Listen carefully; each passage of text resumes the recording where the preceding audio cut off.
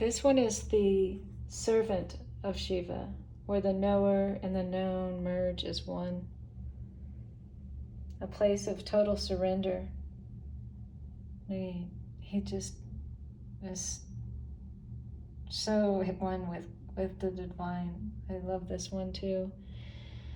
It really expresses the spiritual path, and what we're all here to do is to have that total service and surrender to the divine. This one's very powerful. I feel his darshan just looking at his eyes. I think of this sort of as a embodiment of Shiva. It's the power of knowing Shiva, which can bless everyone around with the darshan and initiate other souls' journeys on their spiritual unfoldment just by the glance. Thank you, Gurudeva. This one, look at him, so adorned with the sacred shawl, looking again in total receiving grace. So I think of this as receiving grace. The chalice overflowing with the grace of Shiva, the light reflecting his effulgence. And I feel a lot of light in this drawing. I don't know if this camera is capturing it as well, but he really has the embrace of the divine around him. This one here is very powerful. I wonder what he's thinking. I think of it as the power actualizing into being. And it's like how to get things done on the earth plane, how to manifest it in this world can be a very intense journey, a lot of responsibility and a lot of forces to deal with. And it's not just the conceptualizing and writing about something, but making it happen and living it. That's really an intense journey. And he did it. I mean, there's a heaviness with it, but also holding the power, holding that power. This one is into the garden, I think of it. It's the sacred Swami in the garden. He's surrounded with nature, recharging into the paradise of the living garden and to nourish and restore his soul. It's where I often go, into nature, to restore my soul. And with the plants all around, that's so lush on the Garden Isle of Kauai, you could see Gurudeva loving walking around there with his long flowing hair, completely free, completely at one with nature, all the plants, trees, flowers, insects, birds, and all the luscious life of Ma nature around him. And I think sometimes that when we need to recharge, we need to go into nature to recharge our soul.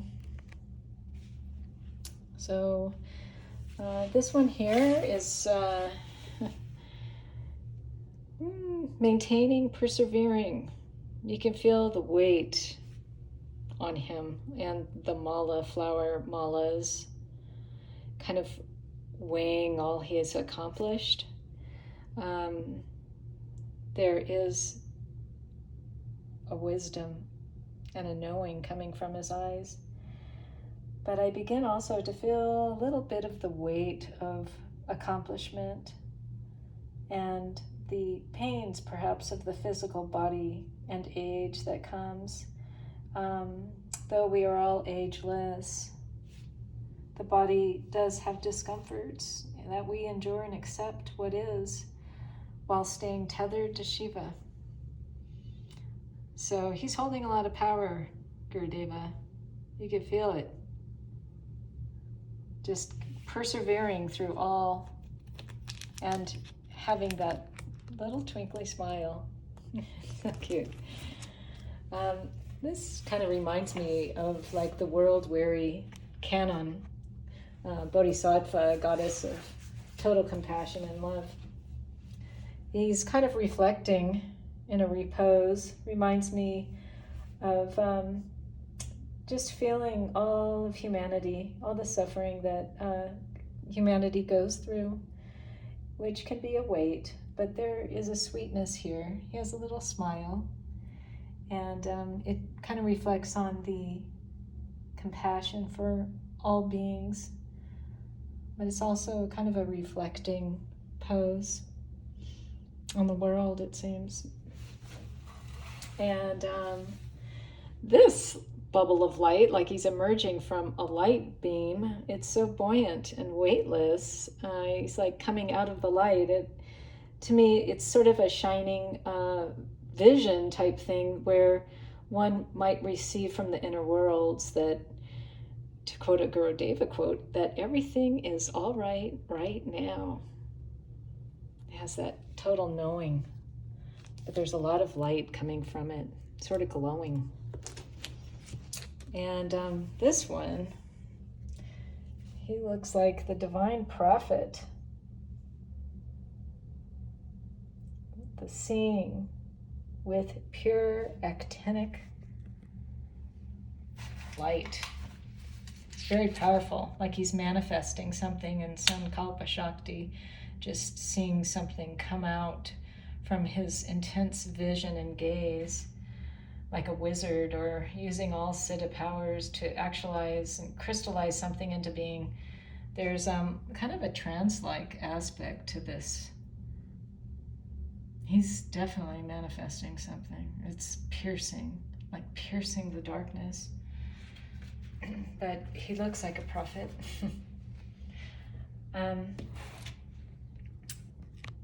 This is very dear. I refer to this kind of as the drawing that drew itself, where the hands just kind of drew themselves. It just happened so fast and easy. I was sort of amazed how it happened, where it just came out just so quickly. This is like Shiva as friend, you know? Shiva as your friend, your intimate dear.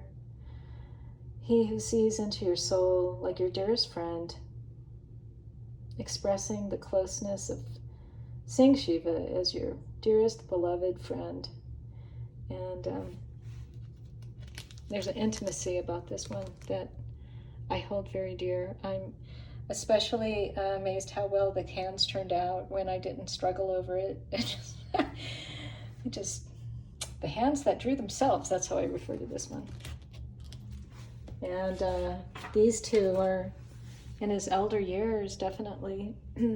It's this one I see as such a dear and deep soul, as old as the mountains, rocks, and seas. This image of Gurudeva is powerful. It moves my heart with respect for all that he accomplished and manifested in his lifetime. And he moved a lot of energy, and you could feel a bit of the weariness of the world in his face. And so if this one was deep soul, this one I feel that he's wise and joyful and is putting his full attention into the spirit dimension. And the blessings of all the malas around him is almost kind of devouring him up. And there's this like childlike joy that's bubbling out of the ancient, which always brings me a chuckle when I look at it, because it makes me smile and thinking him in this dance, in the circle of life.